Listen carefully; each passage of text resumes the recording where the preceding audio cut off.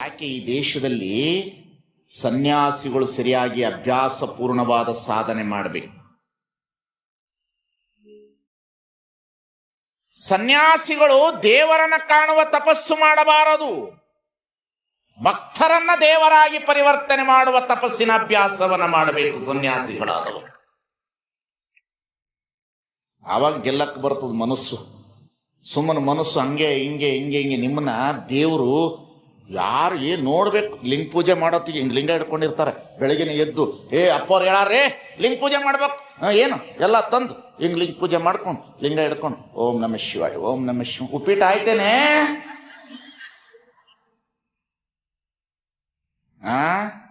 ಮನಸ್ಸು ಅದು ಸಂಸಾರ ಮಾಡ್ತಿರೋದು ಮನೆಯಾಗಿರೋ ಬೀರಲ್ಲ, ಹೊಲ ಅಲ್ಲ, ಮನೆಗಿರೋ ಬಂಗಾರ ಅಲ್ಲ, ಅದು ಮನಸ್ಸು ಸಂಸಾರ ಮಾಡ್ತಿರೋದಲ್ಲಿ. ಮನಸ್ಸು ಈ ಕಡೆಯಿಂದ ಆ ಕಡೆ ಹರಿದಾಡಕತ್ತೈತೆ, ಆ ಕಡೆಯಿಂದ ಈ ಕಡೆ ಕರೆದೈತೆ. ಅದು ಹೀಗೆ ಹರಿದಾಡ್ತದದು, ಹೀಗೆ ಹರಿದು ಬಿಡ್ತದದು. ಹೇಗದು ಈ ಜಗತ್ತಿನಲ್ಲಿ ಹಾಗೀಗ ಹರಿದಾಡೋದಿಲ್ಲ. ಅದಕ್ಕಾಗಿ ಬಸವಣ್ಣನೇನು ಹೇಳಿದ್ನಲ್ಲ, ಬಡ ಪಶು ಪಂಕದಲ್ಲಿ ಬಿದ್ದಡೆ ಕಾಲ ಬಡಿಯುವುದಲ್ಲದೆ ಬೇರೆ ಗತಿ ಉಂಟೆ ಅಯ್ಯ. ದೇವರು ಬಹಳ ಮಾಯಾವಿಡಂಬನ ಸ್ಥಳ. ಅವನು ನಿಮ್ಮನ್ನೆಲ್ಲಾರನ್ನು ಗೆಲ್ಲಕ್ಕೆ ಬಿಡೋದಿಲ್ರಿ. ನಿಮ್ಮನ್ನ ಯಾರನ್ನು ಈಗ ಅಲ್ಲಾಡಕ್ಕೆ ಬಿಡಲ್ಲ ಅವ. ದಿನಕ್ಕೆ 2,000, ವಾರಕ್ಕೆ 20, ಕರೆನ್ಸಿ 1,00,000, 5,000 ಮೇಲೆ ಕಟ್ಟಾಕಿಲ್ಲ. ಮೋದಿ ಒಳಗೆ ಹೊಕ್ಕಿ ಬಿಟ್ಟಾನ. ಯಾರೊಳಗೆ ಹೊಕ್ಕಿ ಬಿಟ್ಟಾನ? ಮೋದಿ ಒಳಗೆ ಹೊಕ್ಕಿ ಬಿಟ್ಟಾನ. ಯಾಕೆ ಹೊಕ್ಕ್ಯಾನ? ಮತ್ತೆ ಸ್ವಲ್ಪ ಸುಧಾರಿಸ್ಬೇಕಲ್ಲ ಅಂತ ಹೊಕ್ಕ್ಯಾನ. ಅವ್ರು ಹಂಗ ಹೊಕ್ಕದ್ರೆ ಇವ್ರು ಹಿಂಗ ಹೋಗ್ತಾರೆ. ಇವ್ರ ಮನಸ್ಸು ಹೆಂಗಿರುತ್ತೆ? ಅವ್ರು ಹಂಗ ಹೊಕ್ಕಿದ್ರು, ಹಿಂಗ ಹೊಕ್ಕುದ್ರು. ಉತ್ತಮ ಬಡಿದರೆ ಹಾವು ಸಾಯಬಹುದೇನಯ್ಯ, ಉತ್ತಮ ಬಡಿದರೆ ಹಾವು ಸಾಯಬಹುದೇನಯ್ಯ. ಅಂತರಂಗ ಶುದ್ಧಿ ಇಲ್ಲದ ನಕ್ಕ. ಉತ್ತನವ ಬಡದ್ರ ಹಾವು ಸಾಯ್ತದೇನ? ಉತ್ತ ಬಡದ್ರ ಹಾವು ಸಾಯ್ತದ ಅಂತ ತಿಳ್ಕೊಂಡಿದ್ರೆ ಈ ಜಗತ್ತಿನಲ್ಲಿ ಹಾವುಗಳೇ ಹೋಗ್ಬಿಡ್ತಿತ್ತು. ಈ ಜಗತ್ತಿನಲ್ಲಿ ಅಂತರಂಗ ಶುದ್ಧಿ ಆಗಬೇಕು ಅಂತ ಹೇಳಿದ್ರು. ಇದು ಸಂಸಾರ. ಮನಸ್ಸು ಅಂದ್ರೆ ಇದು. ನಿಮ್ಮದು ಶುದ್ಧಿ ಆಗಬೇಕು, ನಮ್ಮದು ಶುದ್ಧಿ ಆಗಬೇಕು. ಆಗಕ್ಕೆ ಬಿಟ್ರೆ ತಾನೆ ಅವನು ಬಹಳ ವಿಚಿತ್ರ. ಹೇಗೆ ವಿಚಿತ್ರ ಅಂದ್ರೆ ಅವನು ಸಾಮಾನ್ಯವಾಗಿ ಇಲ್ಲಿ ಮಾಯೆಯನ್ನು ಮಾಡೋದಿಲ್ಲ. ಅವನು ಈ ಜಗತ್ತಿನಲ್ಲಿ ಎಲ್ಲವನ್ನು ಹೀಗೆ ತಂದಿಟ್ಟಾನ. ಈಗ ನಿಮಗೆ 3 ಮಕ್ಕಳಿದ್ದಾರೆ ಅಂತ ತಿಳ್ಕೊಳ್ಳೋಣ. ಈ 3 ಮಕ್ಕಳನ್ನ ನೀವು ಮನೆಯಲ್ಲಿ ಬಿಟ್ಟು ಪ್ರವಚನಕ್ಕೆ ಬಂದಿದ್ದೀರಿ. ಪ್ರವಚನಕ್ಕೆ ಬರುವಾಗ ನಿಮ್ಮ ಸೋದರತ್ತೆ ಕೈಯಲ್ಲಿ ಆ 3 ಮಕ್ಕಳನ್ನ ಕೊಟ್ಟು ಬಂದಿದ್ದೀರಿ. ಕೊಟ್ಟು ಬಂದ ಕೂಡ್ಲೇನೆ ನೀವು ಪ್ರವಚನ ಕೇಳಬೇಕು ಅಂತ ಇಲ್ಲಿ ಬಂದು ಕುಂತಿದ್ದೀರಿ. 3 ಮಕ್ಕಳು ಮನೆಯಾಗ ಮಲಗವ. ಮಲಗಿರುವಂತ ಸಂದರ್ಭದಲ್ಲಿ ಒಂದು ಅರ್ಧ ತಾಸು ನಿದ್ರೆ ಮಾಡಿ ಮೊದಲನೇ ಮಗು ಎದ್ದು ಹೇಳುತ್ತದ. ಮೊದಲನೇ ಮಗು ಎದ್ದು ಅಳಕ್ ಸುನ ಮಾಡ್ತದ. ನಮ್ಮವ್ವ ಎಲ್ಲೋದ್ಲು? ನಿಮ್ಮವ್ವ ಪ್ರವಚನಕ್ಕೆ ಹೋಗ್ಯಾಳ, ಹೋಗಿ ಬರೋರು ಸುಮ್ಮಿರಿ. ಇಲ್ಲ, ನಮ್ಮವ್ವ ಎಲ್ಲೋದ್ಲು ತಗೊಂತ ಹೇಳ್ಕೊಡ್ಲೇನೆ ಆಕೆ ಏನ್ ಮಾಡ್ತಾಳೆ? ಪೇಪರ್ಮೆಂಟು, ಚಾಕ್ಲೇಟು, ಬಿಸ್ಕೆಟು, ಪಾರ್ಲೆ ಬಿಸ್ಕೆಟು, ಗುಡ್ಡೆ ಎಲ್ಲ ಕೊಡ್ತಾಳ. ಕೊಟ್ಟು ಕೂಡಲೇ ಆ ಮಗು ಏನ್ ಮಾಡ್ತದ? ಅದನ್ನ ತಗೊಂಡ್ಬಿಟ್ಟು ಆರಾಮಾಗಿ ತಿನ್ಕೋತ ಕುತ್ಕೊಂಡ್ಬಿಡ್ತದೆ. ಇದು ಮೊದಲನೇ ಪ್ರಕಾರದ ಮನಸ್ಸು. ಇನ್ನು 2ನೆಯ ಪ್ರಕಾರದ ಮನಸ್ಸು ಏನು ಅಂತಂದ್ರ, ಎದ್ದು ಅಳಕ್ ಶುರು ಮಾಡ್ತದ ಮಗು. ಎದ್ದು ಅಳಕ್ ಶುರು ಮಾಡಿದ ಕೂಡಲೇ ಆಕೆ ಏನು ಮಾಡ್ತಾಳ? ಪೇಪರ್ಮೆಂಟು, ಚಾಕ್ಲೇಟು ಎಲ್ಲವನ್ನ ಕೊಡ್ತಾಳ. ಕೊಟ್ಟ ಮೇಲೆ ಆ ಮಗು ಎಲ್ಲಾನು ತಗೊಂಡ್ಬಿಟ್ಟು ಪುನಃ ನಮ್ಮ ಮಗುವನ್ನು ಕೊಡು ಅಂತದ. ಇದು 2ನೇ ಪ್ರಕಾರದ ಮನಸ್ಸು.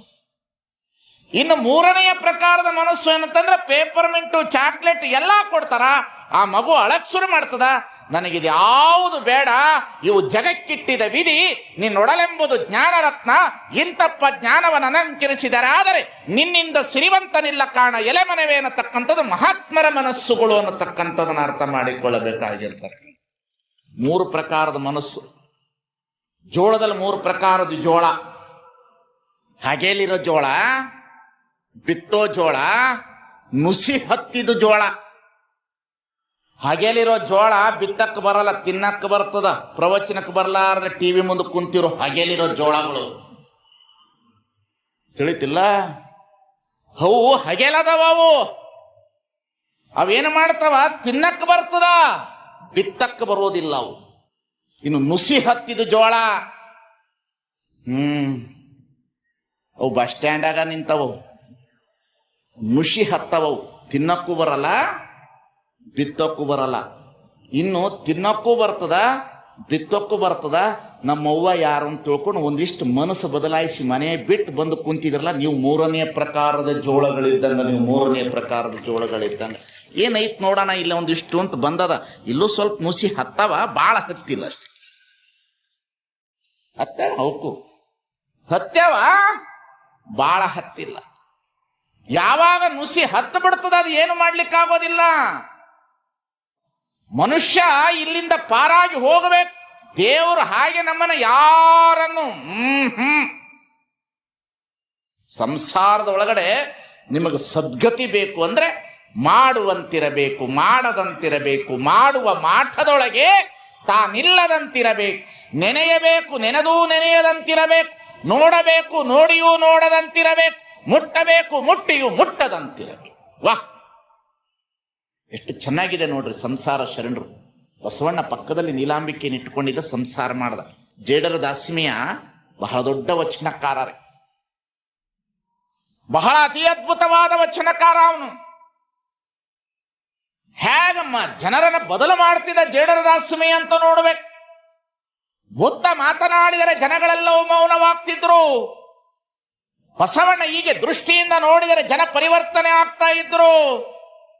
ಸಿದ್ದೇಶ್ವರ ಸ್ವಾಮಿಗಳು ಹಿಂಗ ಮಾತಾಡಕತ್ತದ್ರ ಜನ ಸಾಲುಗಟ್ಟು ಬಂದು ನಿಲ್ತಾರೆ. ಕಾರಣ ಏನದು? ಅದೇನದು? ಹೇಗದು? ಗಾಂಧಿ ಹೀಗೆ ಹೋಗ್ತಾ ಇದ್ರೆ ಜನ ಹತ್ತು ಹೋಗ್ತಿದ್ರಂತ. ಹಿಂದೆ ತನು ಮನ ಆತ್ಮಗಳು ತ್ರಿಕರಣ್ಯ ಶುದ್ಧಿಯಲ್ಲಿ ಇದ್ದಂತಹ ಮನಸ್ಸುಗಳಿಗೆ ಮಾತ್ರ ಜನ ಹತ್ತುತ್ತಾರಂತ. ಅದು ದೇಹದಿಂದಲ್ಲ, ಮನಸ್ಸು ಬಹಳ ಪರಿಪೂರ್ಣತೆಯನ್ನು ಹೊಂದಬೇಕದು. ಜೇಡರ ದಾಸಿಮೆಯ ಪರಿವರ್ತನೆ ಹೀಗೆ ಮಾಡ್ತಿದ್ದ ಅಂದ್ರೆ ಈಗ ಮಾಡ್ತಿದ್ದ. ಇಲ್ಲೇ ಹುಟ್ಟಿದವನು ಜೇಡರ ದಾಸಿಮೆಯ, ಇದೇ ಹತ್ತಿರದ ಊರಿನ ಯಾವೂರು? ಮುದೇನೂರು. ಹೀಗೆ ತಿರುಗಾಡ್ಕೊಂಡು ಆಲಮಟ್ಟಿಗೆ ಬಂದಿದ್ರಂತ ಕತೆ. ರಾತ್ರಿ ಕುಳಿತುಕೊಂಡು ಜೇಡರ ದಾಸಿಮೆಯನವರು ಚಿಂತನೆ ಮಾಡ್ತಾ ಕೂತಿದ್ರಂತ. ಬಹಳ ಅಪರೂಪದ ವಚನಕಾರ ಜೇಡರ ದಾಸಿಮೆಯ. ಎಳೆ ನಿಮ್ಮದಾನ, ಬೆಳೆ ನಿಮ್ಮದಾನ, ಸುತ್ತಿ ಹರಿವ ಸಾಗರ ನಿಮ್ಮದಾನ, ಎತ್ತು ನಿಮ್ಮದಾನ, ಬಿತ್ತು ನಿಮ್ಮದಾನ, ನಿಮ್ಮ ದಾನವನುಂಡು ಅನ್ಯರ ನೊಗಳುವ ಕುನ್ನಿಗಳನ್ನೇ ನಿಂಬೆನೆಯ ರಾಮನಾಥ ಅನ್ನೊಂದು ವಚನ ಓದಬೇಕು ಜೇಡರ ದಾಸಿಮೆಯಿಂದ. ದುಗ್ಗಳೆ ನೋಡ್ಬೇಕು ಎಂಥವಳು ಸಂಸಾರ ಮಾಡಿದ್ಲು ಅಂತ. ಎಂಥವ್ರು ಇವರೆಲ್ಲರೂ? ಯೂನಿವರ್ಸಲ್ ಟ್ರೂತ್ ಅವರಲ್ಲ. ಜೇಡರ ದಾಸಿಮೆಯ ಹೇಗೆ ಮನೆ ಪರಿವರ್ತನೆ ಮಾಡಿದ್ರೆ ಸಾಯಂಕಾಲ ಹೀಗೆ ಚರ್ಚೆ ಕುಳಿತಿದ್ರಂತೆ. ಕುಳಿತಿರುವಂತಹ ಸಂದರ್ಭದಲ್ಲಿ ಒಬ್ಬ ಜೈನ ಮುನಿ ಬಂದು ಜೇಡರ ದಾಸಿನ ಮುಂದೆ ಕುತ್ಕೊಂಡ್ರಂತ. ಅವೊಂದು ವಚನ ಇದೆ, ಗೊಮ್ಮಠ ಅಂತ ಒಂದೇ ವಚನ ಸಿಕ್ಕಿದೆ ಜೈನ ಮುನಿದು. ಅವನು ಶರಣನಾಗಿ ಪರಿವರ್ತನೆ ಜೈನ ಮುನಿ. ಗೊಮ್ಮಠ ಅಂತ ಅವನ ವಚನ ಮುದ್ರಿಕೆ. ಆ ಜೈನ ಮುನಿ ಜೇಡರ ದಾಸಿಮೆಯಲ್ಲಿ ಕುಂತಿರ್ತಾರೆ. ಜೈನರು ನಿರೀಶ್ವರವಾದಿಗಳು, ಅಂದ್ರೆ ದೇವರನ್ನು ಒಪ್ಪೋದಿಲ್ಲ, ದೇವರಿಲ್ಲ ಅಂತ ಹೇಳೋದಿಲ್ಲ, ಇದೆ ಅಂತಾನು ಹೇಳೋದಿಲ್ಲ, ಒಪ್ಪೋದಿಲ್ಲ ಅವರು ಅಷ್ಟೇ. ಹೀಗೆ ಕುಳಿತಿರ್ತಾರೆ ನಿರ್ವಾಣ ಸ್ಥಿತಿ ಜೈನ ಮುನಿಗಳು. ಜೇಡರ ದಾಸಿಮೆಯ ದೇವ್ರ ಬಗ್ಗೆ ಹೇಳ್ತಾ ಇದ್ರೆ ಅವ್ರಿಗೆ ಕೇಳ್ತಾರೆ, ಅಲ್ಲ ದೇವರು ದೇವರು ದೇವರು ಅಂತ ಹೇಳ್ತೀಯಲ್ಲ, ದೇವರು ಎಲ್ಲಾ ಕಡೆ ಇದ್ದಾನೆ? ಎಲ್ಲಾ ಕಡೆ ಇದ್ದಾನೆ, ಎಲ್ಲಾ ಕಡೆ ಇದ್ದಾನೆ ದೇವರು, ಅಣುರೇಣ ತೃಣ ಕಷ್ಟಗಳಲ್ಲಿದ್ದಾನೆ. ಆಗ ಜೈನ ಮುನಿ ಕೇಳ್ತಾರೆ, ಎಲ್ಲಾ ಕಡೆಯಲ್ಲಿ ಇದೆ ಅಂತ ಹೇಳ್ತೀಯಲ್ಲ, ಇಲ್ಲಿ ಮತ್ತು ಇಲ್ಲಿ ದೇವರು ಇದ್ದಾನ ಅಂತ ಕೇಳ್ತಾನೆ. ಚರ್ಚೆ ಅದು ಸಹಜ. ಆ ಸಂದರ್ಭದಲ್ಲಿ ಜೇಡರ ದಾಸಿಮೆ ಹೇಳ್ತಾನೆ, ಎಲ್ಲ ಕಡೆಯಲ್ಲಿ ದೇವರಿದ್ದಾನೆ ಗುರುದೇವ, ಆದರೆ ಎರಡು ಕಡೆಯಲ್ಲಿ ದೇವರಿಲ್ಲ ಅಂತಾನೆ. ಎಲ್ಲಿ ಇಲ್ಲ ಅಂತ ಕೇಳಿದ ಕೂಡಲೇ ನಿನ್ನ ನಾಲಿಗೆ ಮತ್ತು ನಿನ್ನ ಹೃದಯದಲ್ಲಿ ದೇವರಿಲ್ಲ ಅನ್ನತಕ್ಕಂಥ ಮಾತನ್ನು ಹೇಳ್ತಾರೆ. ಅಂದ್ರೆ ನಾನು ಏನು ಹೇಳ್ತೀನಿ ಅಂದ್ರೆ, ಒಂದಿಷ್ಟು ಬದಲಾಗ್ಲಿಕ್ಕೆ ಒಂದು ಒಂದು ಒಂದು ಉಪದೇಶ ಸಾಕು ಈ ಜಗತ್ತಿನಲ್ಲಿ. ಒಂದು ಉಪದೇಶ ಸಾಕು ಮನುಷ್ಯನಿಗೆ. ಅಂಗುಲಿಮಾಲ ಎಷ್ಟು ದೊಡ್ಡವನು, ಬಹಳ ವಿಕಾರ ರೂಪಿ ಅವನು ಅಂಗುಲಿಮಾಲ. ಬೆರಳುಗಳನ್ನು ಕತ್ತರಿಸಿಕೊಂಡು ಮಾಲೆ ಮಾಡಿಕೊಂಡು ಕೊರಳಿಗೆ ಹಾಕಿ ತಿರುಗಾಡುವವನು. ಬುದ್ಧನ ಹತ್ರ ಹೇಳಿದ್ರು, ಅಂಗುಲಿಮಾಲನನ್ನು ನೀನು ಬದಲಾವಣೆ ಮಾಡಲಿಕ್ಕೆ ಸಾಧ್ಯವೇ ಇಲ್ಲ, ಎಲ್ಲರ ಬೆರಳುಗಳನ್ನು ಕತ್ತರಿಸಿಕೊಂಡು ಬದುಕುವಂತ ರಾಕ್ಷಸನ ಹತ್ರ ಹೋಗ್ತೀಯ, ವಿಚಾರ ಮಾಡೋಣ. ಬುದ್ಧ 4 ಹೆಜ್ಜೆ ಇಟ್ಟ. ಅಂಗುಲಿಮಾಲ ಹೇಳ್ದ, ಬರಬೇಡ ನೀನು, ನನ್ನ ಹತ್ತಿರ ಬರಬೇಡ, ಇಲ್ಲ ನಾನು ಬರುತ್ತೇನೆ, ನನ್ನ ಹತ್ತಿರ ಬರಬೇಡ, ಬರುತ್ತೇನೆ ಅಂತ ಹೇಳ್ದ. ಮುಂದೆ 4 ಹೆಜ್ಜೆ ಇಟ್ಟ. ಹೀಗೆ ಹೋಗಿ ಆ ಶಾಂತ ಸ್ವರೂಪದ ರೂಪವನ್ನ ಬುದ್ಧ ಹೀಗೆ ತೋರಿಸ್ತಾ ಅಂಗುಲಿಮಾಲ ಗೊತ್ತಿಲ್ಲದಂತೆ ನಮಸ್ಕಾರ ಮಾಡಿ ಬೌದ್ಧ ಬಿಕ್ಕು ಹಾಗೆ ಹೀಗೆ ತೆಗೆದುಕೊಂಡು ಬಂದ. ನಮ್ಮಂಥ ಸ್ವಾಮಿಗಳು ಇಷ್ಟು ಪ್ರವಚನ ಹೇಳ್ತೀವಿ, ನಮ್ಮ ಹಿಂದೆ ಬರೋರು ಒಬ್ಬರೂ ಇಲ್ಲ. ಯಾಕೆ ಬರೋದಿಲ್ಲ? ಇನ್ನು ನಮ್ಮ ಮನಸ್ಸು ಪಕ್ವತೆಯ ಕಡೆಗೆ ಹೋಗ್ತಾ ಇದೆ ಹೊರತು ಹೋಗಿದೆ ಅಂತ ಹೇಳಕ್ಕೆ ಬರೋದಿಲ್ಲ. ಹೋಗ್ತಾ ಇದೆ ಹೊರತು ಹೋಗಿದೆ ಅಂತ ಹೇಳಲಿಕ್ಕೆ ಬರೋದಿಲ್ಲ.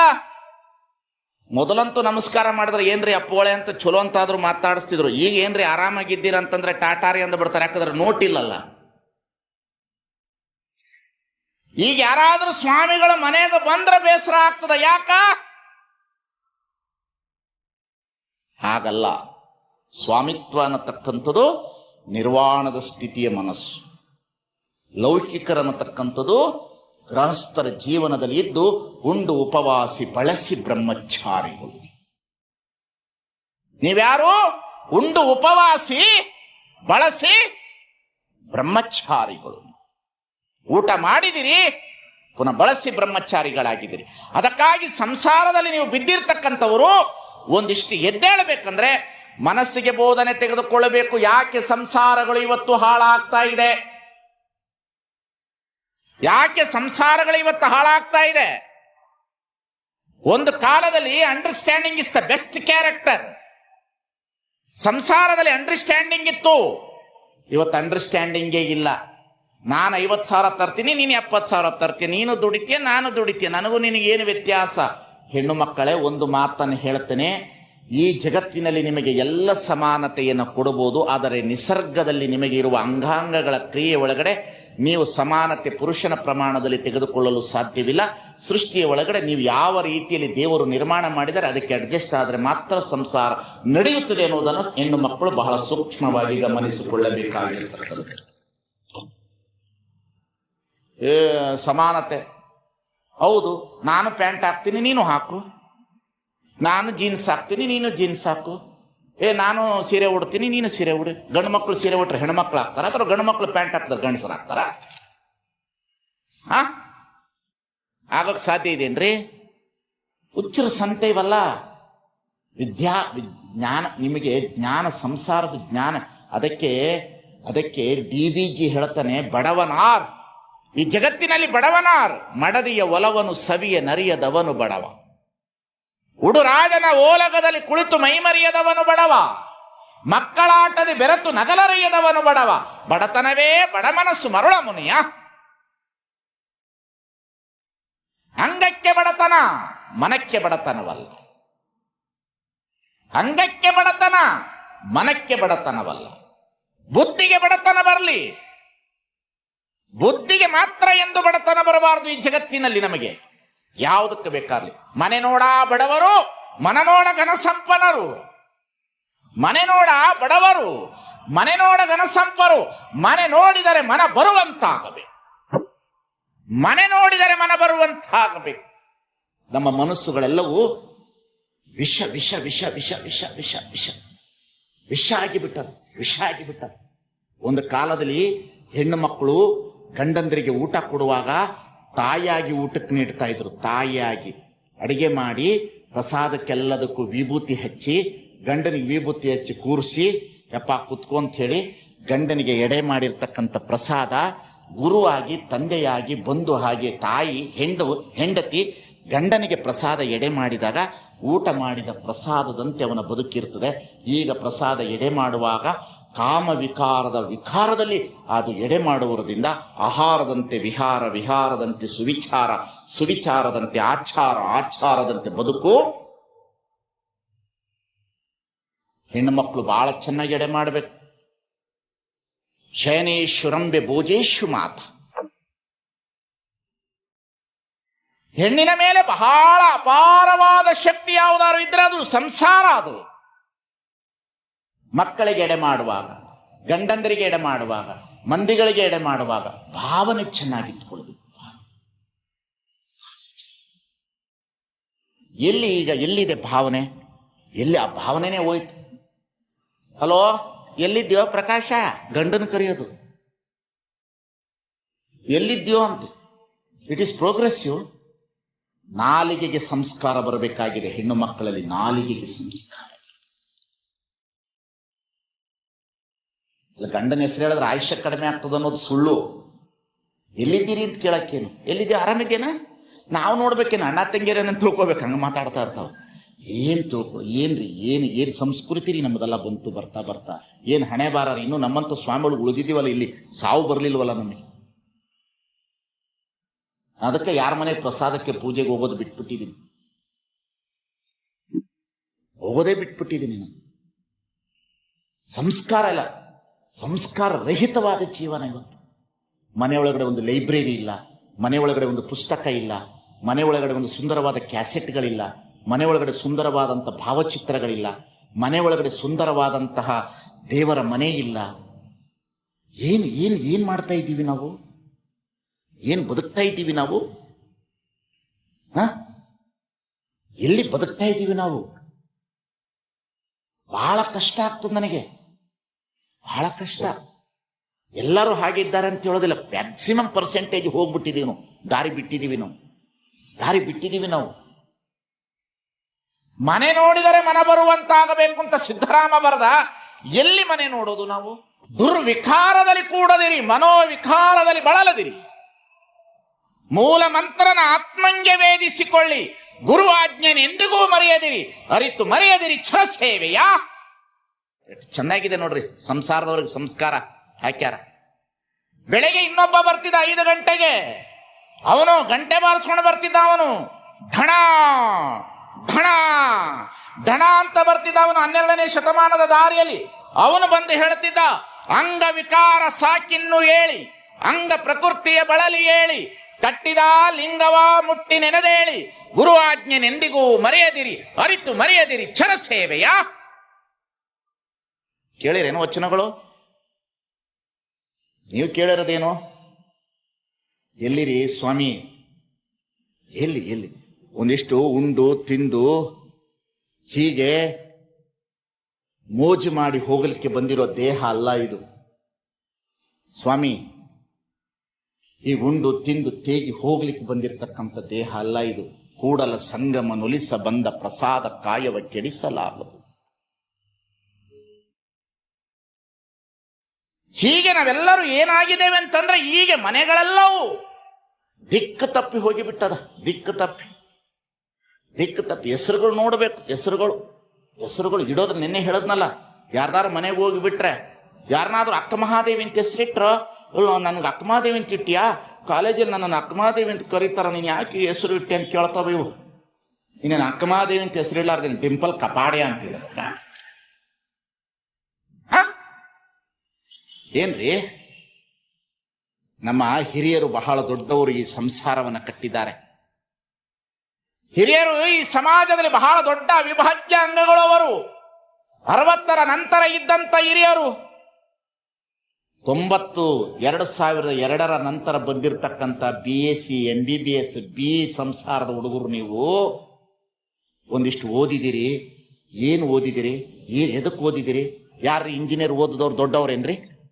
BE ಓದಿದವ್ರು ದೊಡ್ಡವ್ರೇನ್ರಿ? ಇಂಜಿನಿಯರ್ಗೆ ಎಷ್ಟು ಸಂಬಳ ಸಿಗ್ತದ? ಎಷ್ಟ್ರಿ ವರ್ಷಕ್ಕೆ? ತಿಂಗಳಿಗೆ 15,000 ರೂಪಾಯಿ ಸಿವಿಲ್ ಇಂಜಿನಿಯರ್ಗೆ ಸಿಗ್ತದ. ಏನೂ ಓದಲಾರದಂತ ನಮ್ಮ ಊರಿನಲ್ಲಿರುವ ಮೊಹಮ್ಮದ್ ಸಾಬ್ ಅನ್ನತಕ್ಕಂಥ ಗೌಂಡಿಗೆ ದಿನಕ್ಕೆ 600 ರೂಪಾಯಿ ಸಿಗ್ತದ. 600ರಲ್ಲಿ 18,000 ರೂಪಾಯಿ ಅಮ್ಮ ಸಂಬಳ ತಗೋತಾನ. ಒಬ್ಬ ಗೌಂಡಿ 18 ತಗೋತಾನ. ನೀನ್ 5 ವರ್ಷ BE ಮಾಡಿದವನಿಗೆ 15,000. ಜೀವನ ಮಾಡೋದಕ್ಕೆ ಇಂಜಿನಿಯರ್ ಬೇಕಾಗಿಲ್ಲ, ಡಾಕ್ಟರ್ ಬೇಕಾಗಿಲ್ಲ. ಮನಸ್ಸಿನಲ್ಲಿ ಯಾವುದೇ ವೃತ್ತಿ ಮಾಡಿದರೆ ಸಾಕು. 2 ರೊಟ್ಟಿ, ಅನ್ನ, ಬಟ್ಟೆ, ಮನೆ, ಬದುಕು ಮಾಡ್ರಿ. ಇಂಜಿನಿಯರ್ ಓದ್ರಿ, ಎಷ್ಟೇ ಬೇಕಾದ್ರೂ ಓದ್ರಿ. ಅವೆಲ್ಲವೂ ಜೀವನದ ವೃತ್ತಿಪರವಾದಂಥ ಬದುಕು. ಜೀವನದ ವಿದ್ಯೆ ಬೇರೆ ಇದೆ, ಸಂಸಾರದ ವಿದ್ಯೆ ಬೇರೆ ಇದೆ ಅನ್ನತಕ್ಕಂಥ ಅರಿವಿನ ಪ್ರಜ್ಞೆ. ಇಲ್ಲಾಂದ್ರೆ ಈ ಮನಸ್ಸುಗಳು ಇವತ್ತೆಲ್ಲ ಒಡೆದೋಗ್ಬಿಟ್ಟಿದೆ. ಬಹಳ ಕಷ್ಟ ಆಗಿದೆ ರೀ ನಮಗೆ. ನಮ್ಮಂಥವ್ರ ಪ್ರವಚನಕ್ಕೆ ಕೆಲವೊಂದಿಷ್ಟು ಜನ ಕೊಡ್ತೀರಿ, ಧನ್ಯವಾದಗಳು ನಿಮಗೆಲ್ಲರಿಗೂ. ಕೈ ಮುಗಿದು ಕೇಳ್ಕೊಳ್ತೀನಿ, ನಮ್ಮಂಥವ್ರಿಗೆ ಇಷ್ಟು ಸಹಕಾರ ಕೊಡ್ತೀರಲ್ಲ, ಧನ್ಯವಾದಗಳು ನಿಮಗೆಲ್ಲರಿಗೂ. ನಾನು ಕೈ ಮುಗಿದು ಕೇಳ್ತೇನೆ. ನಾನು ಯಾಕೆ ಈ ಮಾತನ್ನು ಹೇಳ್ತೇನೆ ಅಂದರೆ, ನನಗೆ ಮುಕ್ತಿ ಬೇಕಾಗಿಲ್ಲ. ನನಗೆ ಈ ದೇಶದ ಜನರು ಬಹಳ ಶಾಂತಿಯಿಂದ ಮನೆಗಳಲ್ಲಿ ಒಂದು ತುತ್ತು ಅನ್ನ ಊಟ ಮಾಡಿ ಮಲಗುವ ನಿದ್ರೆಯಿಂದ ಬರಬೇಕಾಗಿದ್ದಾರೆ ಅನ್ನತಕ್ಕಂಥದ್ದನ್ನು ನಾನು ನೋಡ್ತಾ ಇದ್ದೇನೆ. ನಮ್ಮ ಸಂಸ್ಕಾರವೇ ಬೇರೆ. ನಮ್ಮ ಬದುಕೇ ಬೇರೆ, ನಮ್ಮ ಜೀವನವೇ ಬೇರೆ, ಭಾರತೀಯರ ಜೀವನವೇ ಬೇರೆ. ಡಿಸೆಂಬರ್ 31 ರಾತ್ರಿ 12 ಗಂಟೆ 31.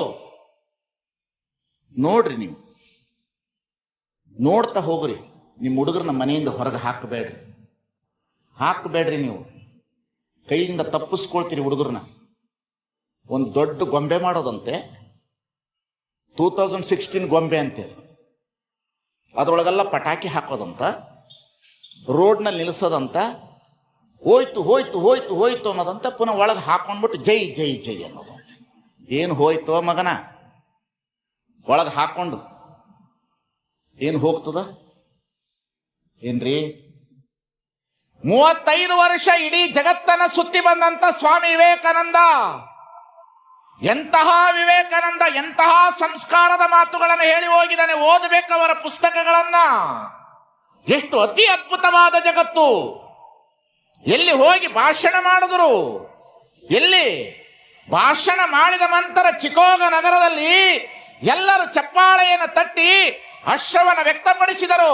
ಹೊರಗಡೆ ಬಂದು ನಿಂತ ಸ್ವಾಮಿ ವಿವೇಕಾನಂದರನ್ನ ಒಬ್ಬ ಹೆಣ್ಣು ಮಗಳು ಬಂದು ನಿಂತು ನೋಡುದು, you are the Swami Vivekananda? Yes, ನಾನೇ.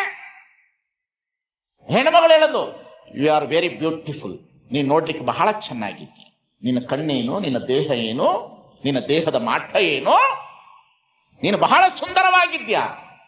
ಅದು ನನಗೆ ಹೇಳಬೇಡ, ದೇವರಿಗೆ ಹೇಳು ಅಂತಂದ. ನನಗೆ ಹೇಳಬೇಡ, ಅದನ್ನ ದೇವರಿಗೆ ಹೇಳಬೇಡ. ನಂದೊಂದು ಆಸೆ ಇದೆ ಅಂದ್ಲು ಅವಳ ಮನಸ್ಸು. ಏನದು? ನಿನ್ನನ್ನು ನೋಡಿ ನನಗೆ ನಿನ್ನ ಮೇಲೆ ಮೋಹ ಬಂದಿದೆ, ನಿನ್ನನ್ನು ಮದುವೆ ಮಾಡಿಕೊಂಡು ನಿನ್ನಂತ ಮಗುವನ್ನು ಪಡಿಬೇಕು ಅಂತಿದ್ದೀನಿ ಅಂತ. ಆವಾಗ ಸ್ವಾಮಿ ವಿವೇಕಾನಂದ ಹೇಳಿದ್ರು, ನಿನ್ನ ತಪ್ಪೇನಿಲ್ಲ, ನಿನ್ನ ಮನಸ್ಸಿನ ಭಾವನೆ ಅದು ನಿನ್ನ ಮನಸ್ಸಿನ ಭಾವನೆ. ನೀನು ನನ್ನನ್ನು ನೋಡಿ ನನ್ನನ್ನು ಇಷ್ಟಪಟ್ಟು ಮದುವೆ ಆಗಬೇಕಂತಿರ್ತಕ್ಕಂಥದ್ದು ನಿನ್ನ ಭಾವನೆ, ಅದು ನಿನ್ನ ತಪ್ಪಲ್ಲ. ನನ್ನಂತಹ ಮಗುವನ್ನು ಪಡಿಬೇಕು ಅಂತ ಬಡ್ದಿರತಕ್ಕಂಥದ್ದು ತಪ್ಪಲ್ಲ. ಆದರೆ ಮದುವೆ ಆದ ಮೇಲೆ ನನ್ನಂತಹ ಮಗು ಹುಟ್ಟುತ್ತಾನೆ ಅನ್ನೋದು ಯಾವ ಗ್ಯಾರಂಟಿ ಇರ್ತದ? ಅದಕ್ಕೆ ಅದನ್ನ ಆ ಥರ ಬೇಡ, ನೀನು ನನ್ನನ್ನು ಮಗನಾಗಿ ನೀನು ತಿಳ್ಕೊಂತಂದು ಸಿಸ್ಟರ್ ನಿವೇದಿತಾಗಿ ಜಗತ್ತಿಗೆ ಹೊರಗಡೆ ಬಂದು ಸಿಸ್ಟರ್ ನಿವೇದಿತ. ಇಷ್ಟೇ. ಯಾರಾದ್ರೂ ಲವ್ ಲೆಟರ್ ಕೊಟ್ಟಾಗ ನೀನು ನನಗೆ ಅಣ್ಣ ಅಂತ ಬಿಡ್ರಿ, ನೀವು ಅಷ್ಟೇ. ಏನನ್ಬೇಕು? ಅಣ್ಣ ಅನ್ಬೇಕು, ಇಲ್ಲ ಬ್ಯಾಗ್ ಒಳಗೆ ಯಾವತ್ತೂ ರಾಖಿ ಇಟ್ಕೋಬೇಕು. ಇಷ್ಟು ಮಾಡ್ರಿ, ಬಹಳ ಚಲೋ ಇರ್ತದ. ಅದು ಹಾಗಲ್ಲ, ಅದು ಹಾಗಲ್ಲ, ಚೆನ್ನಾಗಿರ್ತದ. 2 ವರ್ಷ ಚಂದ, 2 ಮಕ್ಕಳಾಗಲಿ, ಸಂಸಾರ ತೇಗಕ್ಕೆ ಶುರು ಆಗಲಿ, ಅತ್ತೆನೂ ಕಾಣಿಸೋದಿಲ್ಲ, ತಾಯಿನೂ ಕಾಣಿಸೋದಿಲ್ಲ, ಅಣ್ಣ ಬರೋದಿಲ್ಲ, ಅಕ್ಕ ಬರೋದಿಲ್ಲ. ಇವ 8 ಗಂಟೆಗೆ ಇವ ಬರ್ತಾನ, 10 ಗಂಟೆಗೆ ಅವಳು ಮಲಗ್ತಾಳ, ಇವಳು ಹೊರಗಡೆ ಹೋಗ್ತಾಳೆ. ಹಿಂಸೆ ಹಿಂಸೆ ಹಿಂಸೆ, ಈ ಜಗತ್ತಿನಲ್ಲಿ ಹಿಂಸೆ ಆಗ್ತಾ ಇದೆ. ಹೆಣ್ಣು ಮಕ್ಕಳೇ, ಅತಿಯಾದ ಆಸೆಯಿಂದ ಸಂಸಾರದಲ್ಲಿ ಸಾಮಾನುಗಳನ್ನು ಬಳಕೆ ಮಾಡ್ಲಿಕ್ಕೆ ಹೋಗ್ಬೇಡ್ರಿ. ಆದಷ್ಟು ಮನೆಯಲ್ಲಿ ವಸ್ತುಗಳನ್ನು ಕಡಿಮೆ ಮಾಡಿಕೊಳ್ಳಿ. ಮಕ್ಕಳಿಗೆ ಪುಸ್ತಕಗಳನ್ನು ಓದಿಸ್ರಿ. ಮನೆಯ ಒಳಗಡೆ ಎಲ್ಲ ಭಾವಚಿತ್ರಗಳನ್ನು ಹಾಕ್ರಿ. ಈ ದೇವತೆಗಳ ಭಾವಚಿತ್ರ ಹಾಕಬೇಡ್ರಿ. ಸ್ವಾಮಿ ವಿವೇಕಾನಂದ, ಬಸವಣ್ಣ, ಬುದ್ಧ, ಮಹಾವೀರ, ಸಾಕ್ರೆಟಿಸ್, ಚೆನ್ನಬಸವಣ್ಣ, ಅಕ್ಕ ಮಹಾದೇವಿಯ ಭಾವಚಿತ್ರಗಳನ್ನು ಹಾಕ್ರಿ. ಮಕ್ಕಳಿಗೆ ಕೆಳ ವರ್ಗದಿಂದನೇ ನೀವು ಸಂಸ್ಕಾರ ಕೊಡ್ತಾ ಬನ್ರಿ. 15 ವರ್ಷ ಆದ ಮೇಲೆ ದೇಹ ಒಂದಿಷ್ಟು ಪರಿವರ್ತನೆ ಆಗ್ತದ. ಅವನು ಬೆಳೀತಾ 40 ವರ್ಷಕ್ಕೆ, ಅವನು ಮದುವೆ ಆದ ಮೇಲೆ 35 ವರ್ಷಕ್ಕೆ ಮದುವೆ ಆಗ್ತಾನಲ್ಲ ಹುಡುಗ ಮದುವೆ ಆದ ಕೂಡಲೇ ವಿಚಾರ ಮಾಡ್ತಾನೆ, ನಮ್ಮವ್ವ ನನಗೆ ಹಿಂಗೆ ಕಲಿಸಿದ್ಲು, ನನ್ನ ಮಗನಿಗೆ ಹಿಂಗೆ ಕಲಿಸ್ಬೇಕು ಅಂತ. ಇಟ್ ಇಸ್ ಗೋ ಬ್ಯಾಕ್, ಪುನರಾವರ್ತನೆ ಆಗ್ತದೆ. ಕಲಿಸಿದ್ದು ಎಲ್ಲೂ ಹೋಗುವುದಿಲ್ಲ ಅಂತಕ್ಕಂಥದ್ದು.